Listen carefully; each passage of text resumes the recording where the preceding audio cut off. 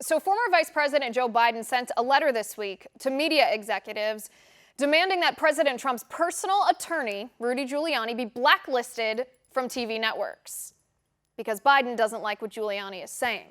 That's the first thing. Meanwhile, in her tweets, Democrat Senator and presidential candidate Kamala Harris keeps tagging Twitter founder Jack Dorsey, demanding that President Trump be banned from Twitter because Kamala Harris doesn't like what Trump tweets. That's not all.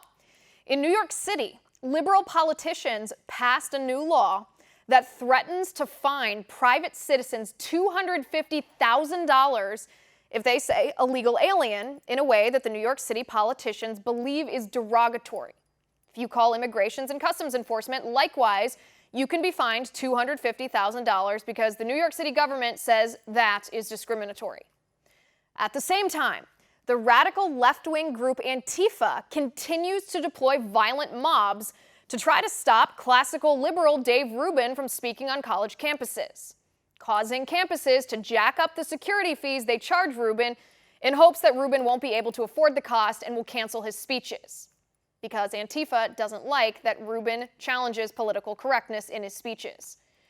In fact, Media Matters, which is funded by George Soros, has weaponized this cancel culture to try to get all conservative commentators banned from the airwaves. Their latest target, of course, was the Daily Wire's Michael Knowles, because Knowles factually stated that climate activist Greta Thunberg suffers from mental illness. And Media Matters didn't like what Knowles said.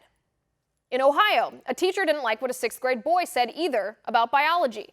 So the teacher reported the middle schooler to the principal because the student said there were only 2 genders biologically.